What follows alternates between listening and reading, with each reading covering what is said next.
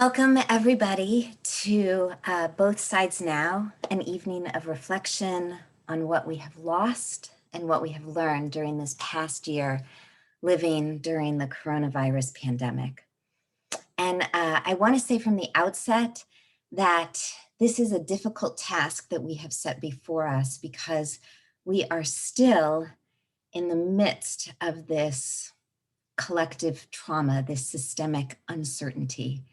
While there is the proverbial light at the end of the tunnel, we are not yet at the end of this uncharted experience.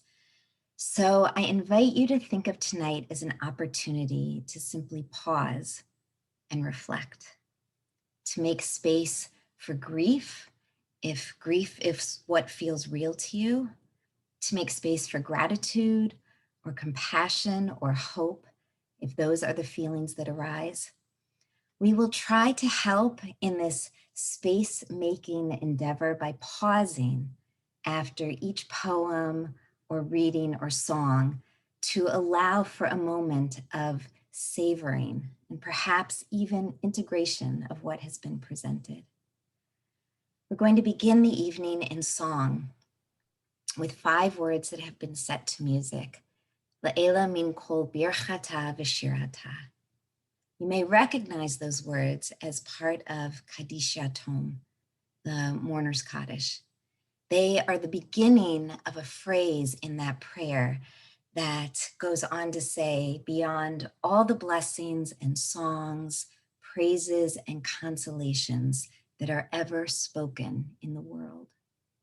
Beyond all the words, beyond all logical understanding, beyond anything that can be proven or known, beyond our loneliness, beyond our fear, beyond our yearning, there is a presence that sustains and connects us all. And this tonight is where we begin.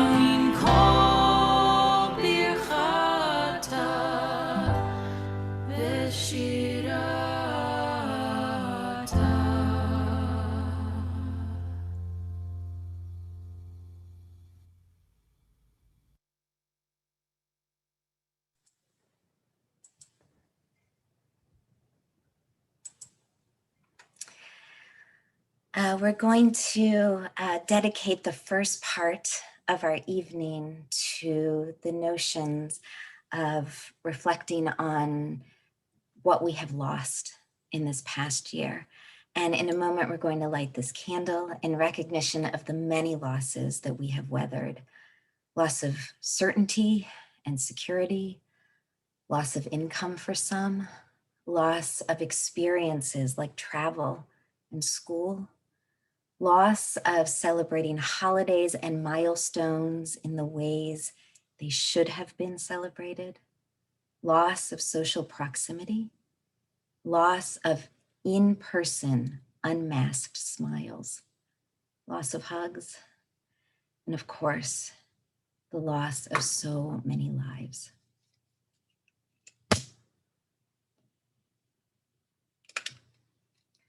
Baruch atah Adonai Eloheinu melech haolam, shenatan lanu hizdamnut lizkor ba'ahava. Blessed are you, Adonai, our God, creator of all, who has given us this opportunity to remember in love. I'm so happy now to be able to welcome Josh Wallach, president of Congregation Shaare Emeth, to share some thoughts and a reading. Good evening, everyone. It has been a long and difficult year for many of us. I've heard from many congregants that Shaare Emeth, whether through Shabbat services, mental health initiative programs, mindfulness center programs, gifts and calls from the caring committee, has been a highlight, helping to keep us connected to our community and our faith. We thank the clergy, the staff, and the Board of Trustees for all they have done to help us maintain these connections during this unique time. I'm happy to share this reading by James Baldwin. From The Price of the Ticket by James Baldwin. For nothing is fixed, forever and forever and forever. It is not fixed. The earth is always shifting. The light is always changing. The sea does not cease to grind down rock. Generations do not cease to be born, and we are responsible to them because we are the only witnesses they have. The sea rises, the light fails, lovers cling to each other and children cling to us. The moment we cease to hold each other, the moment we break faith with one another, the sea engulfs us and the light goes out.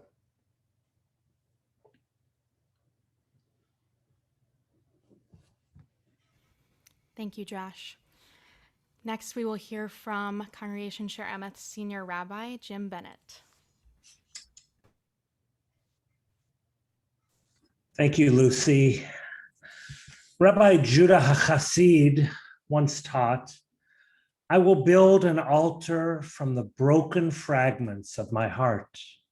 I think in many ways we're here tonight because each of us, separately and together, wish to bring and share the broken fragments of our hearts, to share them on the altar of community. As we have already felt and acknowledged, we have lost so very much this past year. Our innocence, our equilibrium, our freedom to live our lives as we might have wished.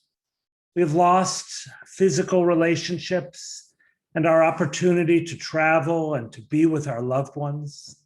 We've lost the ability to touch and to hug and to feel this year. Some have lost their independence, others their strength and health, and many, so many, far too many, have lost their lives. We've lost those we loved, those we knew, and those we only saw from a distance. And we have lost the opportunity to properly grieve, to say goodbye. We've lost the chance to be surrounded by the embrace of our friends and families in our hour of grief. Many have lost hope, have lost time. Some feel that we have lost our now irretrievable past. Another famous Hasidic teaching, however, reminds us that there are 3 different ascending levels as we mourn. First, it is taught we mourn with tears. Then we mourn with silence. And finally, we mourn with shirah, with poetry and song. This evening, we are gathered here, and we are all drying our tears. We have gathered in silence, and now we will gather in poetry and song to find a way to embrace what we have all lost, to be comforted by what we no longer have, and still to offer our very best, even after our very best feels that it has fallen short, to realize that there's no other choice, that our losses call us to be true to ourselves, and to recognize that the art of losing isn't hard to master. Once we learn that things are meant to be lost eventually and ultimately. Paul McCartney once recalled how his late mother, whose name was Mary, who had died from cancer when he was only 14 years old, nonetheless inspired him by appearing to him in a dream back in the 1960s at a particularly difficult time in his life, reassuring him, he says, saying to him, "It's going to be okay. Just let it be." And so this evening, I wish to bring this message as well. There is so very much sadness, so much grief, so much work to be done. And we have all lost so very much. And we don't know for certain that we will ever regain what we have lost. But our task, spoken in the memories that each of us cherish, and seen and heard in the visions of our loved ones who come to bring us comfort, to bring us the lessons that we have learned from them, to remind us of the challenges we can still embrace. Their lesson for us is that we too should do our very best to listen to these words of wisdom and learn together and separately how to simply let it be.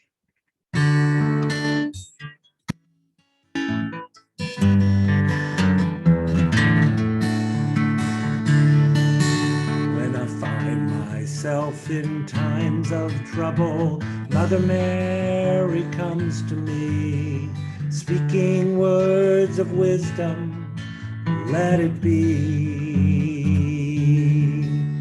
And in my hour of darkness, she is standing right in front of me, speaking words of wisdom, let it be, let it be, let it be, let it be, let it be. Whisper words of wisdom, let it be. When all the broken-hearted people living in the world agree, there will be an answer, let it be. But though they may be parted, there is still a chance that they will see. There will be an answer, let it be. Let it be, let it be, let it be, let it be. There will be an answer, let it be. Let it be, let it be, let it be, let it be. Whisper words of wisdom, let it be. And when the night is cloudy, there is still a light that shines on me. Shine on till tomorrow, let it be. I wake up to the sound of music. Mother Mary comes to me, speaking words of wisdom, let it be. Let it be, let it be, let it be, let it be. There will be an answer, let it be. Let it be, let it be, let it be, let it be. Whisper words of wisdom, let it be.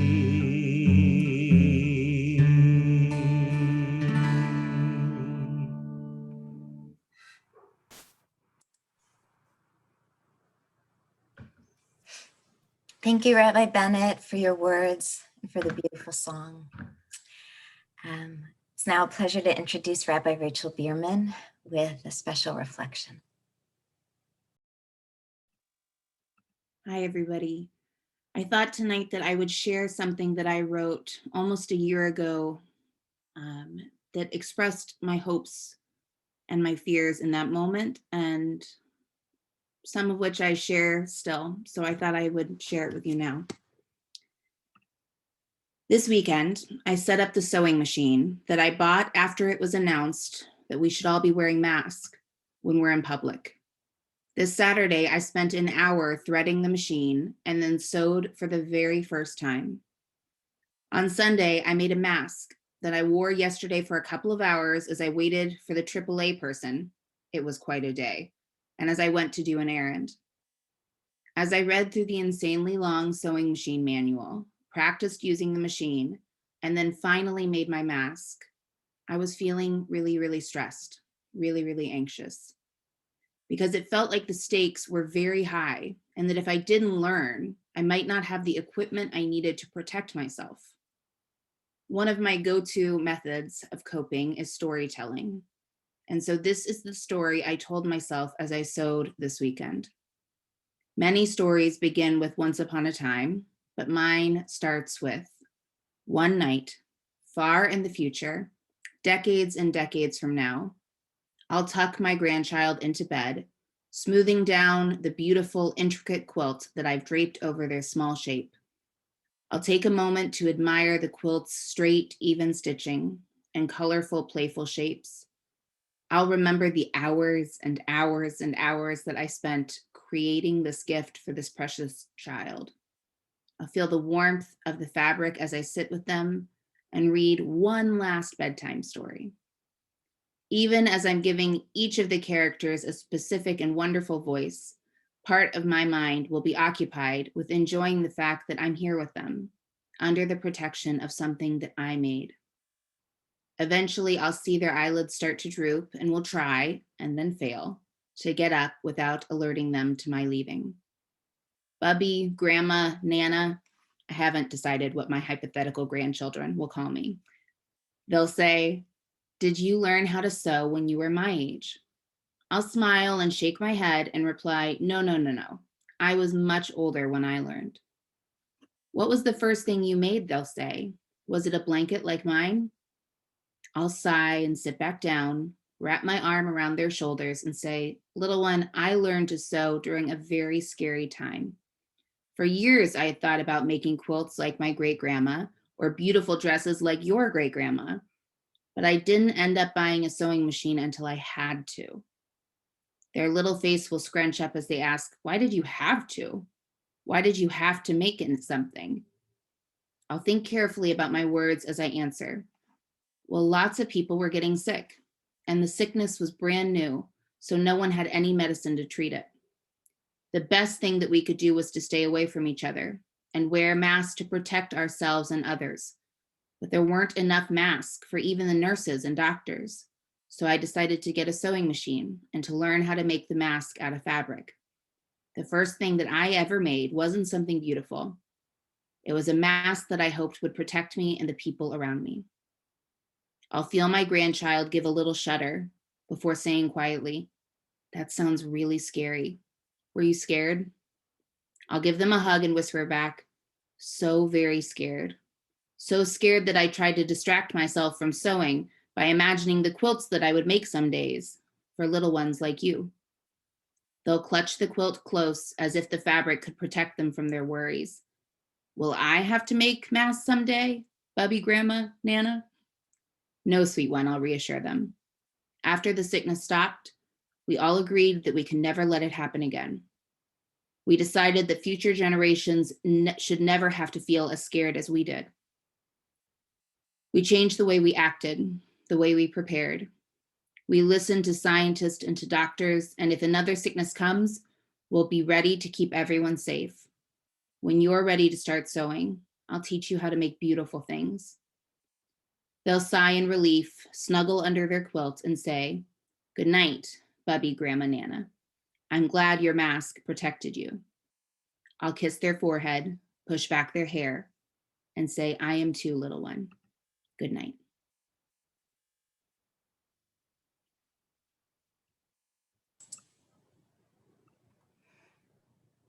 Thank you, Rabbi Bierman. During the pandemic, we know that uncertainties about our health have become more pronounced. Not only are we worried about getting sick, we are also deeply concerned about being carriers, about spreading this virus to others.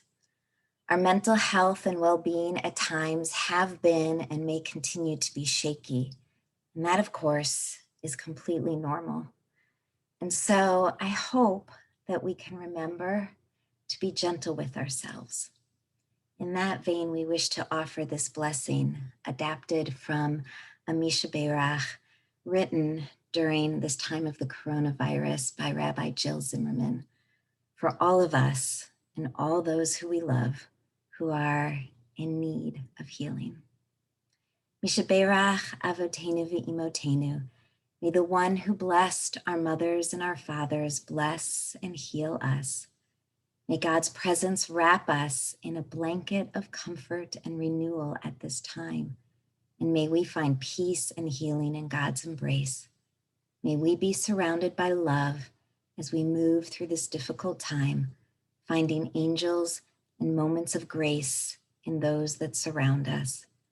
May we and those we love experience a refuah shlema, a healing that is full and complete, a healing of body, of mind, and of spirit. And let us say, Amen.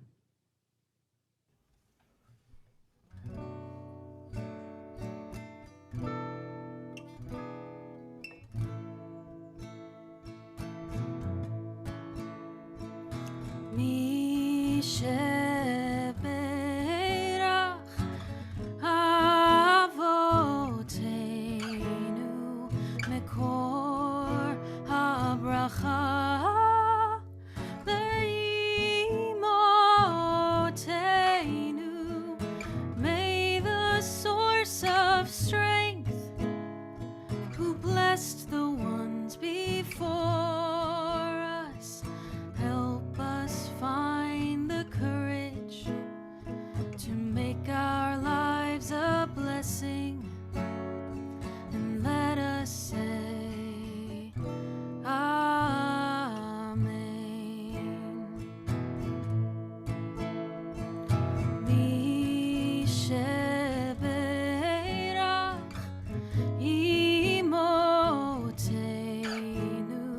Mekor habracha lavotenu. Bless those in need of healing with refuah shlema, the renewal of body, the renewal of spirit, and let us say, Amen.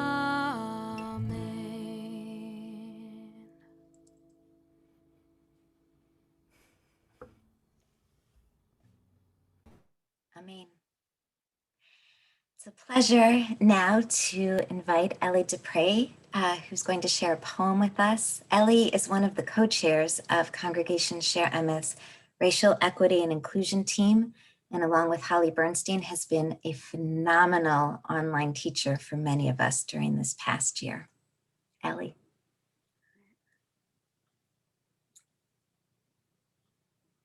Kindness by Naomi Shihab Nye. Before you know what kindness really is, you must lose things. Feel the future dissolve in a moment like salt in a weakened broth. What you held in your hand what you counted and carefully saved, all this must go so you know how desolate the landscape can be between the regions of kindness. How you ride and ride, thinking the bus will never stop. The passengers eating maize and chicken will stare out the window forever. Before you learn the tender gravity of kindness, you must travel where the Indian in a white poncho lies dead by the side of the road. You must see how this could be you. How he too was someone who journeyed through the night with plans and the simple breath that kept him alive. Before you know kindness as the deepest thing inside, you must know sorrow as the other deepest thing. You must wake up with sorrow. You must speak to it till your voice catches the thread of all sorrows and you see the size of the cloth. Then it is only kindness that makes sense anymore. Only kindness that ties your shoes and sends you out into the day to gaze at bread. Only kindness that raises its head from the crowd of the world to say, "It is I you have been looking for," and then goes with you everywhere like a shadow or a friend.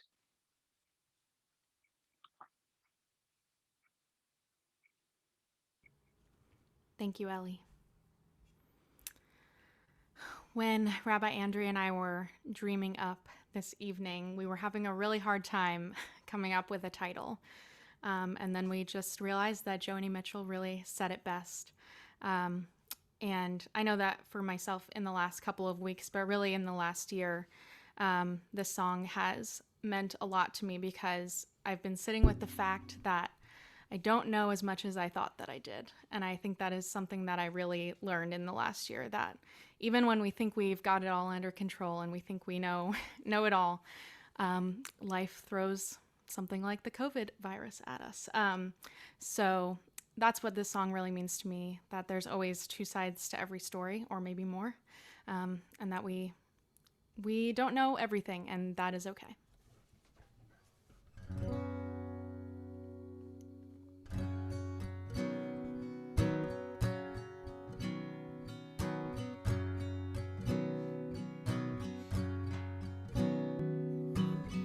Rows and flows of angel hair and ice cream castles in the air and feather canyons everywhere. I've looked at clouds that way, but now they only block the sun. They rain and snow on everyone. So many things I would have done, but clouds got in my way. I've looked at clouds from both sides now, from up and down, and still somehow it's clouds' illusions I recall. I really don't know clouds at all.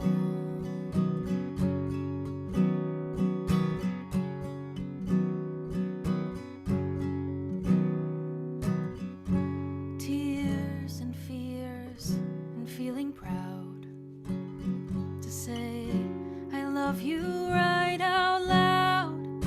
Dreams and schemes and circus crowds. I've looked at life that way, but now old friends are acting strange. They shake their heads, they say I've changed. Well, something's lost, but something's gained in living every day. I've looked at life from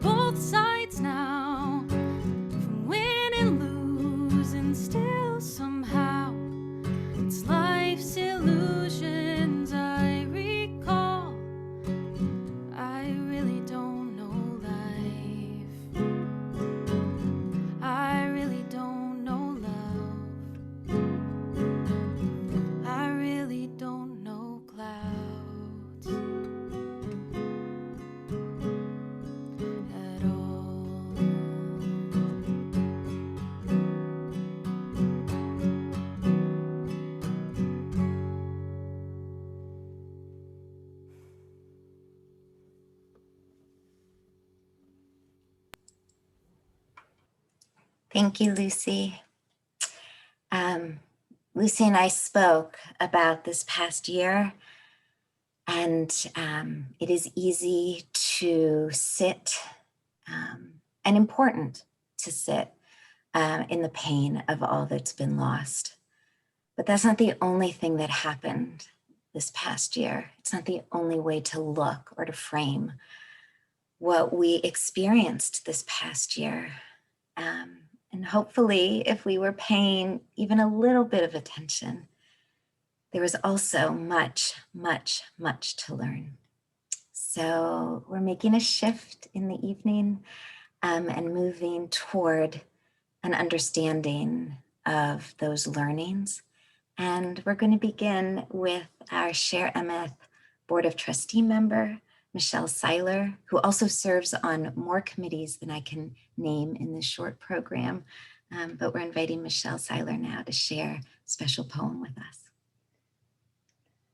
The Unbroken by Roshani Ray. There is a brokenness out of which comes the unbroken, a shatteredness out of which blooms the unshatterable. There is a sorrow beyond all grief which leads to joy, and a fragility out of whose depths emerges strength. There is a hollow space too vast for words through which we pass with each loss, out of whose darkness we are sanctioned into being. And there is a cry deeper than all sound, whose serrated edges cut the heart as we break open to the place inside, which is unbreakable and whole while learning to sing.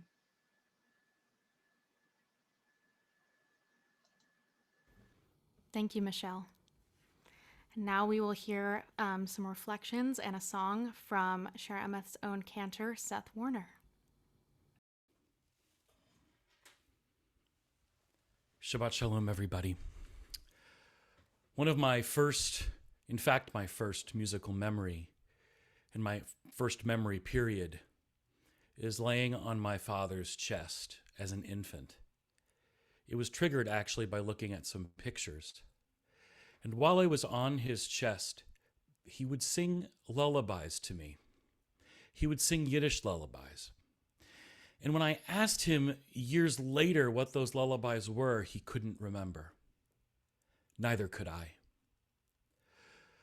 But what I remember about the softness of those moments was the transference, the teaching, the imparting, the gift of pure, unadulterated love. And those lullabies teach us, at least they taught me, that in the quiet of those moments, maybe some that we've experienced this past year, in the quiet of those moments, there is a lot to learn, and there's a lot to risk. But in the core of those moments, in the core of that quiet, is the teaching of an everlasting love.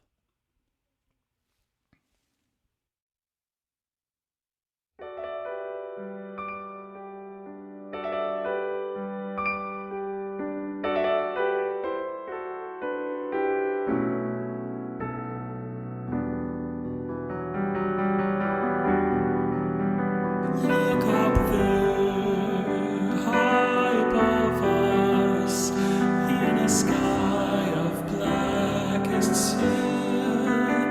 See how round, like a cookie,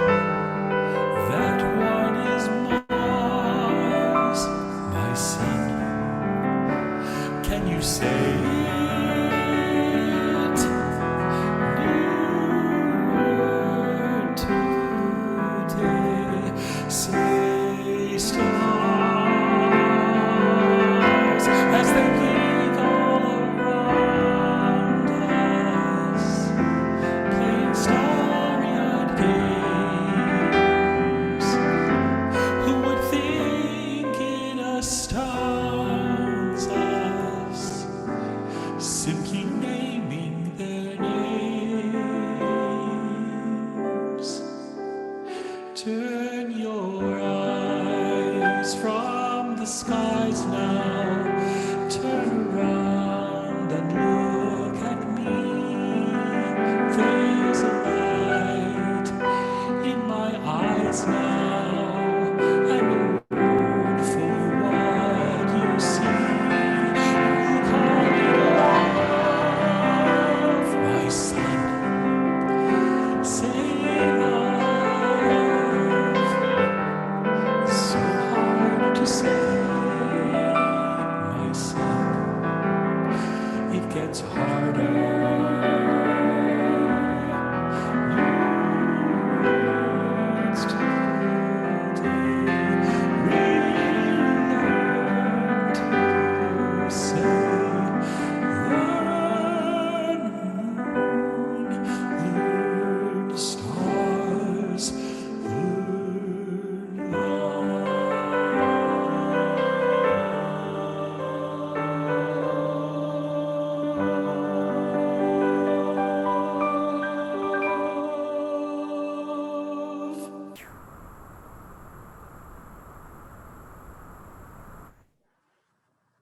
Thank you, Cantor Warner. The therapist Francis Weller wrote, "The work of the mature person is to carry grief in one hand and gratitude in the other, and be stretched large by both of them. How much sorrow can I hold? That is how much gratitude I can give." So one of the things we have learned throughout this pandemic is how to discern who and what are most important to us, most essential in our lives. So we want to pause for just a moment and make some space for gratitude, for appreciation of nurses and doctors and orderlies and nursing home workers and teachers and therapists and scientists and artists and essential workers of every kind who kept our communities running, made sure we had food on our tables and medicines in our cabinets and so much more.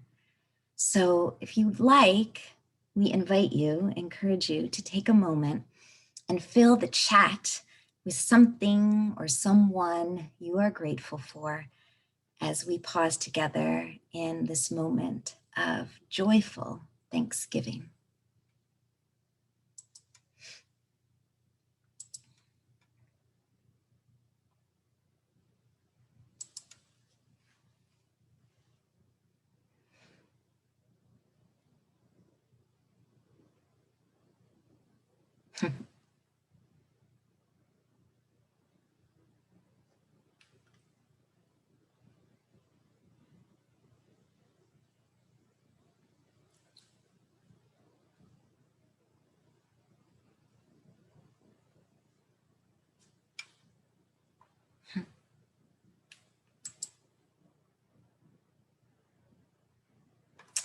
You can continue to do that. And it's so fun to see some of you naming each other, which is so sweet.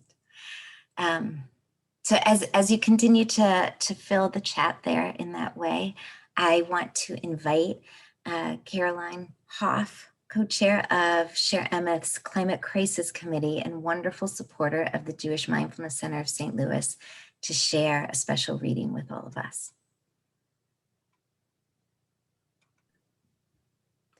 Accidental Monks, a pandemic poem by Alicia Jo Ravens. Sometimes I am glad to retreat from the world. Sometimes I can't bear my longing for it. Sometimes I am certain I have grown wiser. Sometimes I know less than ever. Sometimes I think I could do this forever. Sometimes I think I can't last another minute. Sometimes I wonder which is real, this life or the one I had before. I live with other accidental monks. We study the holy books of love and distance. Some days, love across distances. Some days, the distances inside love. We never meant to be monks, my love, but here we are, not the first to find ourselves inside a sudden solitude, walking these stone corridors, navigating this open sea, praying to learn the simplest and most difficult lesson, how to move through the days with grace.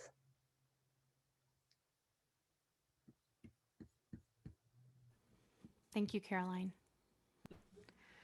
Next, we are so lucky to be joined tonight by Dan Nichols, who is a Jewish singer-songwriter and prayer leader, and he is a friend of Congregation Shaare Emeth. So we are so happy to have him here to share his own reflections and a song. Cantor Seth, that song you sang I'd never heard before, and I loved it. I loved how you sang it, and I love the sound of that high falsetto. I've not heard that from you before, and that was healing for me. A few weeks ago, hanging out, free time, with my friend, Rabbi Jim Bennett, and other camp friends. We have a ritual of getting together over the weekend for an hour and talking and just being together. And somewhere in the conversation, I don't remember how in the world we got there, but my memory is that Jim said, Dan, do you know another musical setting for Gesher Tzar Ma'od, different than the one we sing at camp in the dining hall? The one we sing at camp in the dining hall is Kol Haolam Kulo Gesher Tzar Ma'od. These words of Rabbi Nachman of Bratslav, the whole world is a very narrow bridge, but the most important part is not to be afraid. And I remember saying, I think something like, well, there's a West Coast version that goes, Kol ha'olam kulo. He's like, no, it's not what I'm looking for. My memory is he said something like, I think some way to acknowledge the meaning of that text, but not as a cheer, not as a romp. And I said, well, maybe you should check out Alana Arian. She's written a really cool one that I think she premiered at the Biennial in Chicago. He said, I'm not sure I heard it there. I said, well, you know what? She did sing it right at the beginning of the plenary on Saturday night and while the room was filling, so maybe you missed it. Anyway, that conversation stuck in my head. I was thinking about what those words mean to me. Thinking about this idea of fear and what does it mean to be honest with that feeling? Something that I've been working on during this last year, really trying to pay attention to, is how can I be more truthful with what I'm feeling? And discovering that actually, if I'm not truthful with what I'm feeling and acknowledging it, owning it, that's often where the anxiety starts to live, is by not giving myself permission to feel the first feeling. And does being in the feels, whatever that means, does having any feeling mean that I'm stuck and I can't do anything? And I'm learning that actually when I'm anxious, when I feel anxious, that's when I feel stuck. And so maybe by giving permission to feel the feeling is a way to move, a way to begin to clear and think it through. And then once I got there, I grabbed my guitar, and this is something I want to sing for all of us who might feel afraid. Rabbi Nachman of Bratslav, maybe it was misquoted. We're learning that possibly he did not say the most important part is not to be afraid, but rather it's possible that he said the most important part is not for to let the fear own you, which that Hebrew is lehit pached, not to let the fear own you. I'm honored to sing this for you tonight. If you're feeling afraid, this is for you.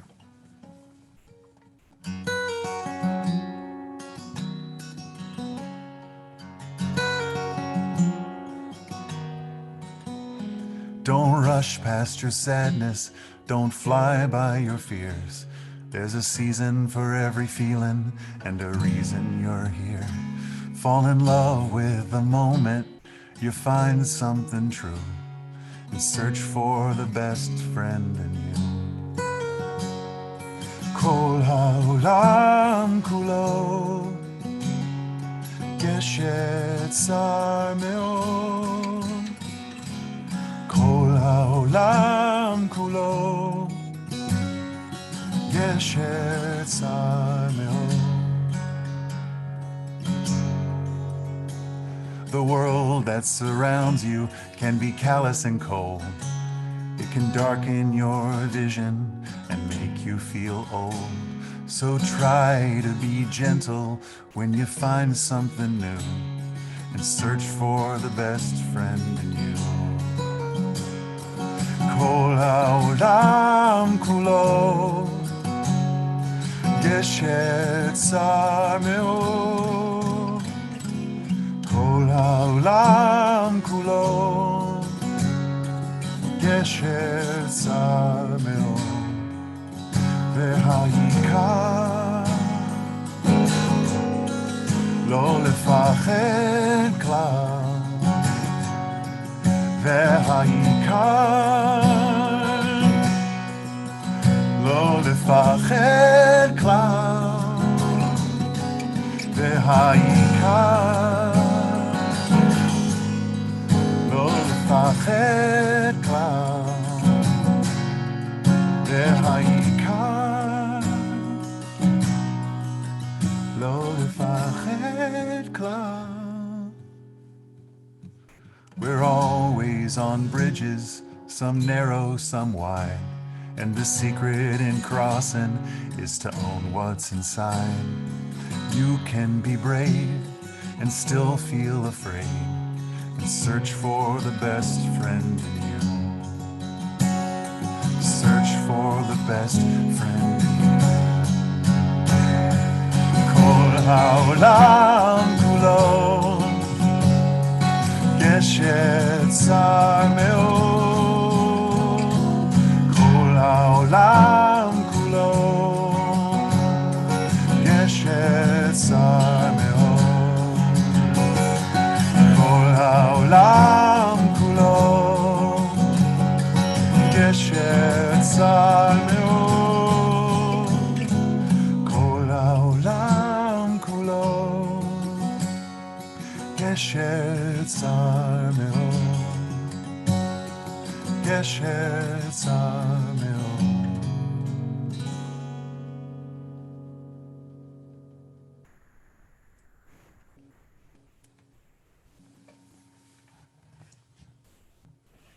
Dan, thank you for your music, for your artistry, for your teaching.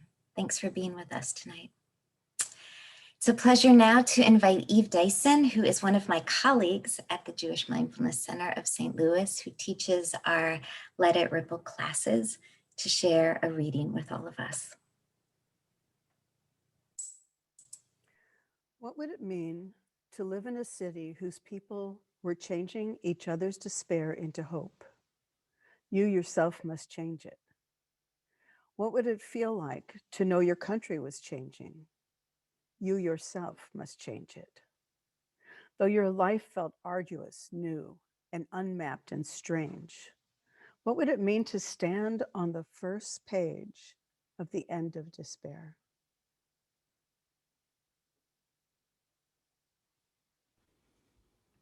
Thank you, Eve. I love that reading.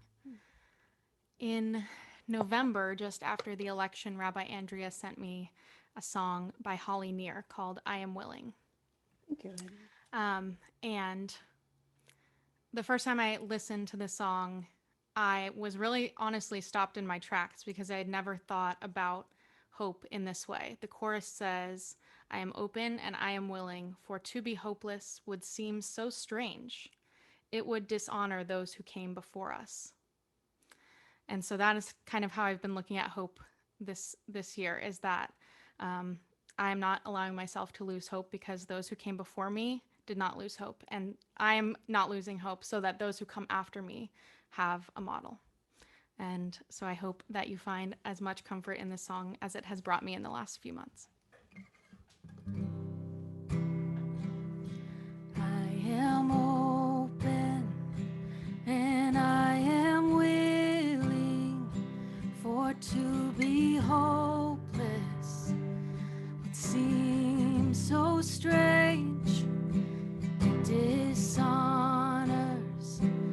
those who go before us. So lift me up to the light of change. There is hurting in my family, and there is sorrow in my town. There is panic all across the nation, and there is wailing the whole world round. But I am open and I am willing for to be hopeless. It seems so strange. It dishonors those who go before us. So lift me up to the light of change. May the children see more clearly, and may the elders be more wise. May the winds of change caress us, even though they burn our eyes. But I am open and I am willing for to be hopeless would seem so strange. It dishonors those who go before us. So lift me up to the light of change. Give me a mighty oak to hold my confusion. Give me a desert to hold my fears. Give me a sunset to hold my wonder. Give me an ocean to hold my tears. But I am open and I am willing for to be hopeless would seem so strange. It dishonors those who go before us. So lift me up to the light of change.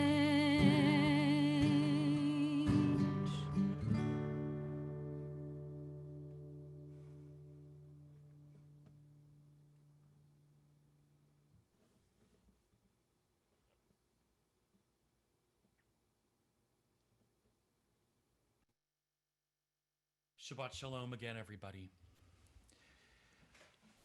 We usually mention Havdalah when it comes time to separate from Shabbat and start the rest of the week. In fact, lahavdil means to separate. But what I think is more important about the separation than the actual breaking apart of Shabbat and the rest of the week is the holiness of the transition that we make. Not just between Shabbat and the rest of the week, but all of the transitions in our lives. So let's have Havdalah, and let's mark not the transition, but the holiness within it, the love and the possibility that lies within transition, not just for this Shabbat, but for us as what we have learned and what we have become over the last year, and perhaps what we still are yet to become. The transition never stops. We are only marking one small day into another small day with this candle and the spices and the wine. Perhaps we're marking a transition that is much greater than one day. It's a transition for all of us for all time.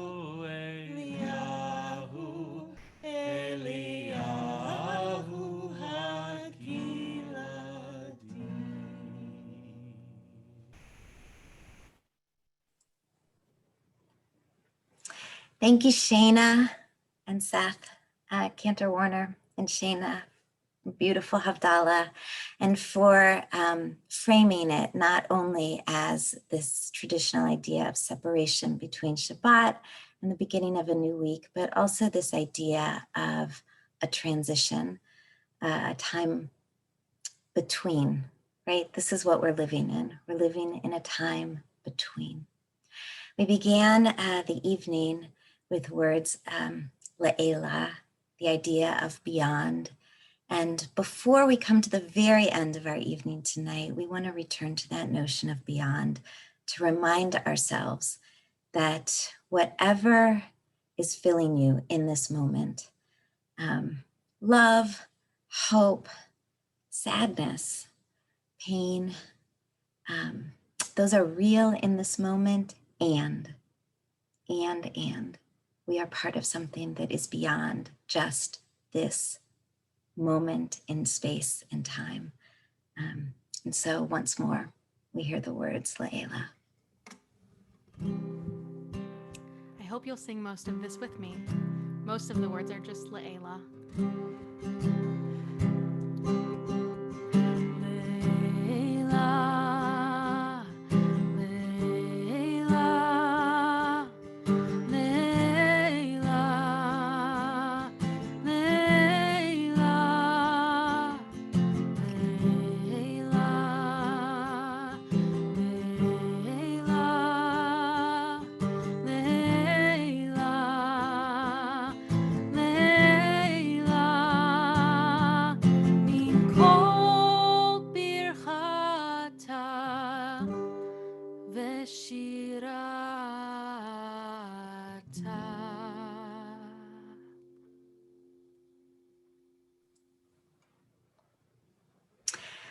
So the best way I know to get to beyond is to get there together. So we want to conclude the evening in blessing. And if we were all together in a space that was real, not virtual, we would conclude with this blessing, and I might say something like, if it's comfortable for you and the person sitting next to you, go ahead and take their hand. And I know moving forward, I might need to rethink that sentence, but we definitely can't take each other's hand in this space. But what we can do, and for those of you who don't have your camera on, if it's possible, maybe to turn it on. We're going to conclude with words of blessing. Lucy and I are going to share blessings for all of us, but we're going to take us off of being spotlighted and allow all of us to see each other. And since we can't grab hands, I'm just going to invite you to scroll through the faces who are here, and maybe there's someone you know, and maybe there's someone you don't, but just look at someone. Look at someone's face you're drawn to, and know that the words that Lucy and I are sharing, you embody them as a blessing and share that blessing with another square on the screen so that we can conclude this evening by blessing one another. So we're going to be off of spotlight now. So hopefully we can see all of our boxes, all of our gallery view, right? We're in gallery view. And just set your eyes on someone. Set your eyes on one of these beautiful faces right here. And be ready to be blessed and become a blessing.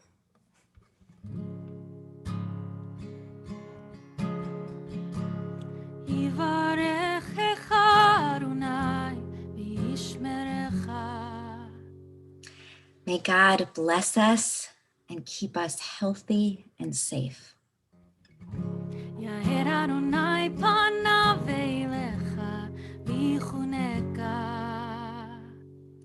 May God's light shine upon us, shine through us.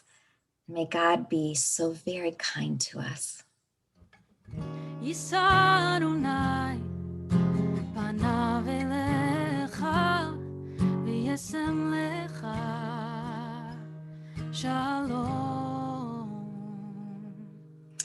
May God be our constant source of guidance and sustenance, and may God lift us up and fill our lives with blessings of good health, of moments of just infinite joy, and especially and most of all, a blessing of shalom, of wholeness and peace that we come to really know in our homes and in our hearts, and please God in this world.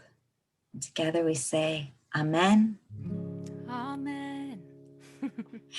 Shavua Tov, and thank you to everyone who participated, to all the clergy, to Dan Nichols, to all of our readers, and especially to Lucy Greenbaum, who it's my honor to partner with in moments like this. So, and thank you to all of you for being here and being together. Mwah.